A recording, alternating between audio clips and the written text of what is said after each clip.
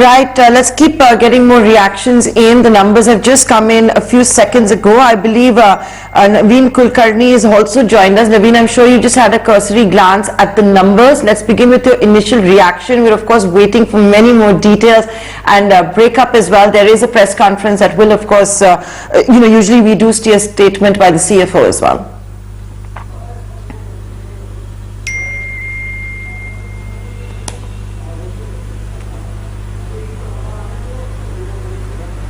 Naveen, can you hear me?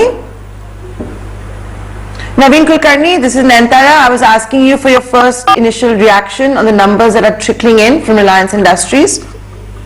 Yeah, so the revenue numbers look to be slightly lower than expectations.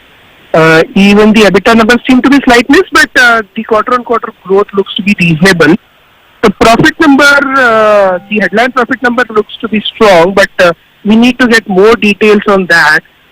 So I think numbers on Jio and the petchem business and refining EBITDA numbers will be quite critical, and also the GRM margin. So we haven't still got that number. So probably we'll be able to make better assessment with those numbers in hand.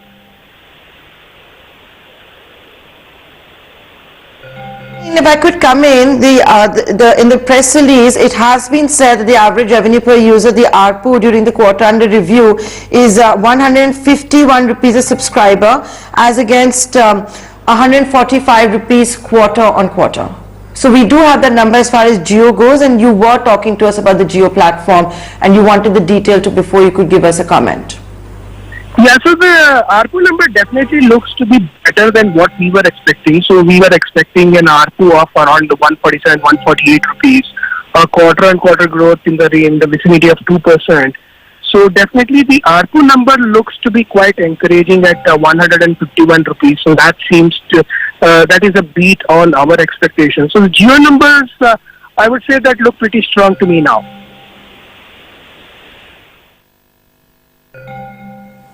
Right, that's correct. Even on the margin front, EBITDA margin is good, over 0.5% higher than our expectations on Jio. ARPU is higher. Sushil Choksi is also here. Sushil, how do you read this, decision of club refining and petchem into one, and how would market read this? Because you've been looking at the commodity business also for a long time when technology business did not exist in the company. Is it losing its significance? Or what could be the reason of this clubbing of reporting? I think oil to chemical, first good evening, thanks for having me on the show. I think oil to chemical as one division would be appropriate because so many products are going to be made, so many interlinkage of raw materials are going to happen.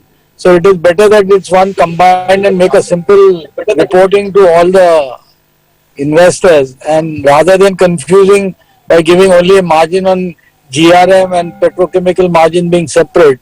So I understand traditionally we've looked at quarter on quarter on these two divisions separately, but if the throughput and GRM number is provided and we have petrochemical margins, because I suppose petcoke gasification is to have a full year contribution next year.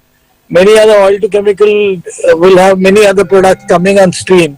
So a meaningful contribution from this division, which would be almost like 60,000 crores of PBDIT going forward, I think it is better that it's combined and sent out, so there's no confusion.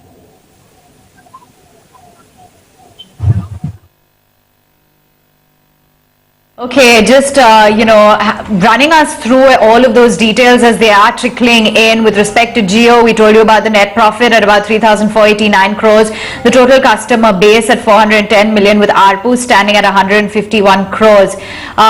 Just taking a look at the retail business as well, revenues here have come in at about 37,845 crore rupees with the net profit at 1,830 crores, and here the EBITDA stands at 3,087 crore rupees. Deven, just wanted to get in your take as to how you're looking at the retail part of the business as well, because we were expecting a very decisive rebound over here near pre-COVID levels. Do you think that the numbers that they have delivered this time around look satisfactory?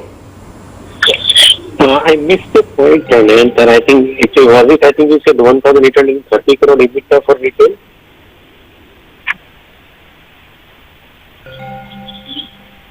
Talking about the retail revenues, Deven, Avan here at 37,845 crores with a net profit at 1,830 crores. So, Avan, I think these numbers are pretty decent, I would say so. I guess I think against the expected numbers, I think these numbers are probably quite decent. Once again, I think I will have to look at detail, I think, then probably make a comment since I'm not in front of numbers at this point of time.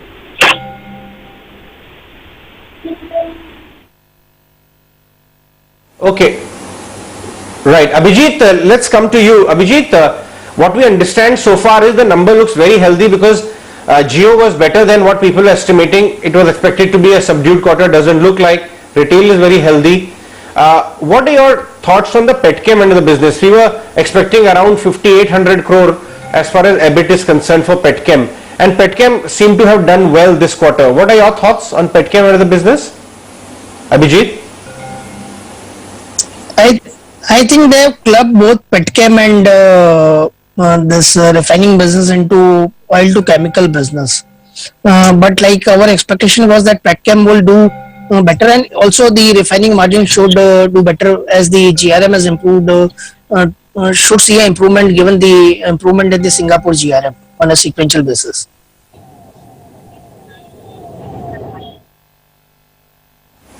No, but so for a moment, if you look at, not look at the number because it's not entirely comparable till you break it down in detail.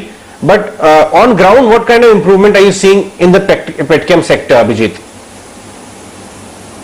Yeah, basically, if you see your demand supply situation is improving, your SGP prices improved this quarter, so we expect a fairly decent growth on the Petchem side. So overall, the environment is improving on the margin front.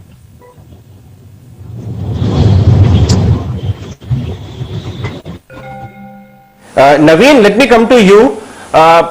What kind of growth do you see on subscriber addition front from here on, Naveen? Because if you look at the last couple of days or couple of months of graph, the growth is sombering down. Where do you see it stabilize?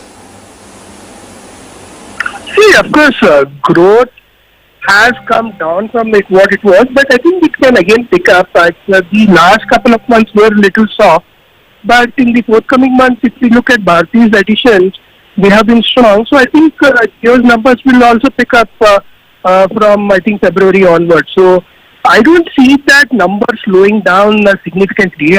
There were some activities which would have impacted in the last 2 to 3 months. But overall, on a holistic basis, the medium-term trend still looks pretty strong to me.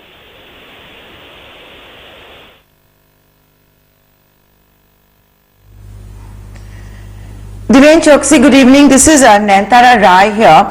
Since we've been talking about the Petchem and the restructuring of the organization with the oil to chemicals, if I could read out the Mukesh Ambani quote, it talks about clean energy, climate change, and says this gives Reliance the right opportunity to accelerate our own ambitious new energy and new materials business wedded to the vision of clean and green development. In light with this vision, our oil to chemical business has formally reorganized its reporting segments to reflect our new strategy and management matrix for this enterprise. Deven Choksi, from a market perspective, this entire reorganization was also seen as a precursor for Saudi Aramco to make that investment that Mukesh Ambani had spoken about in AGM 2 years ago. So the fact that the press release and the press statement is silent on that effect, how will that be received by the markets? Good evening, Nayantara. Well, I think the market is calculating this particular possibility for some time now. And definitely, I think they heard Mukesh Ambani in the last AGM, wherein he categorically said that I think Aramco is taking their own time before we could make a decision. Fortunately, I think the crude oil prices have moved up in recent times, and I think that's one thing which could possibly go in favor of Aramco taking decision of taking the stake into the company. I do feel that I think the market is obsessed with, I think, this expectation could possibly happen. Then I think it would be a shorty now. Maybe at this point of time, no disappointment either, but at the same time, I think the expectation will continue.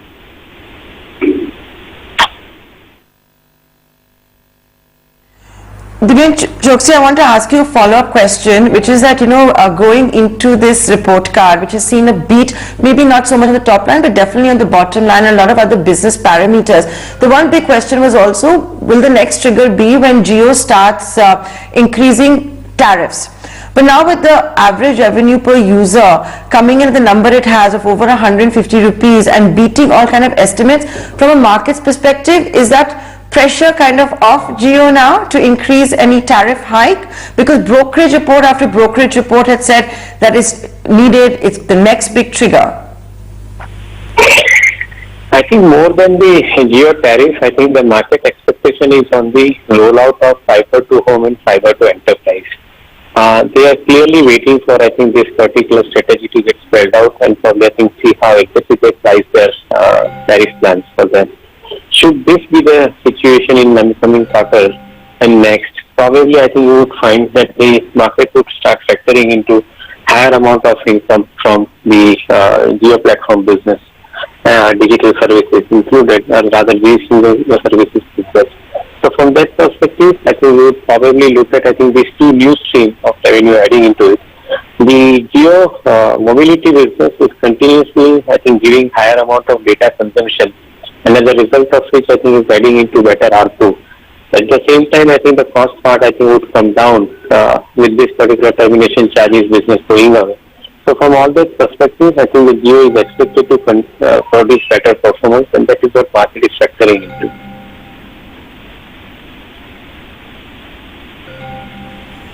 Sushil, just wanted to get in your views on, the O2C business, where Mukesh Ambani has spoken about how this reorganized structures, we do know, will facilitate holistic, agile decision making. Now, the company has been, valuing that at about $75 billion, and as Nayantara spoke as well of that opportunity with Aramco. What do you think that the street wants to hear on this front to bring in strategic and other investors into the O2C business, and how important is that from a stock price perspective?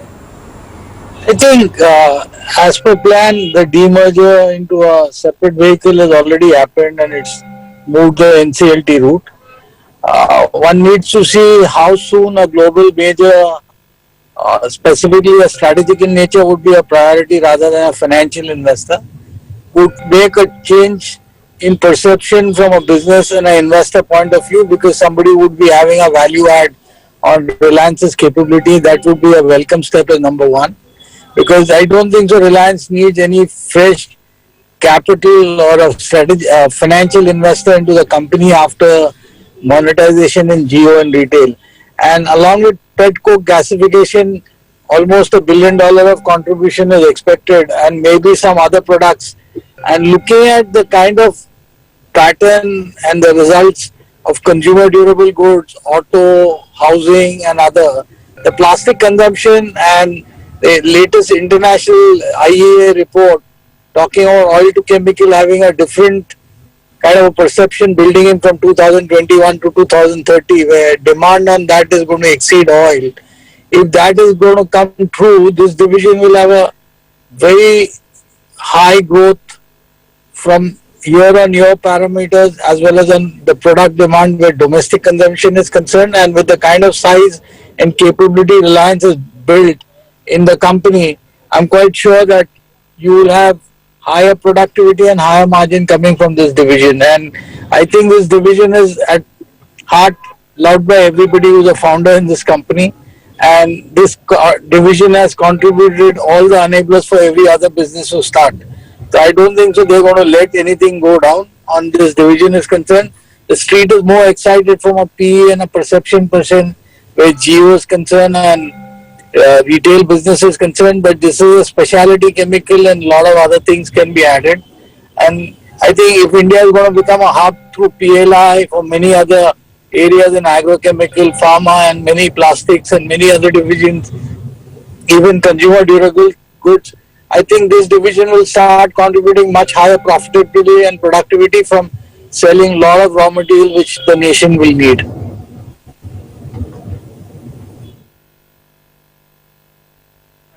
Right. Abhijit, let's wrap it up. Just wanted to take your gist of the numbers this quarter, and how do you see the stock on valuations front with these kind of numbers?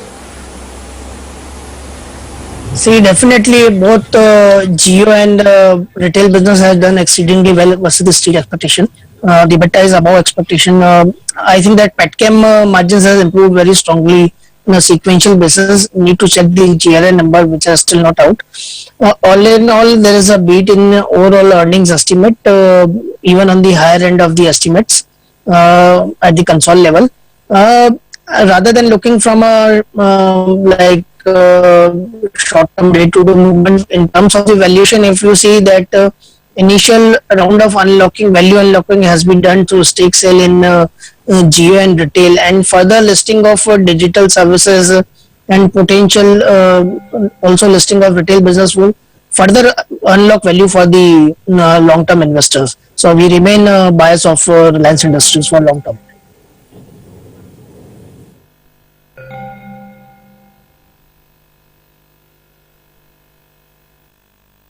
Right. All right, Abhijit, Naveen, Sushil, Deven, thanks all of you to join us for this coverage. Awan, it will be interesting to see how the stock reacts in trade on Monday. It had been down today, but before that gaining for 4 days. But numbers on the face of it clearly is a healthy one, but then the street was already factoring in a healthy quarter. So it will be interesting to see the street reaction on Monday.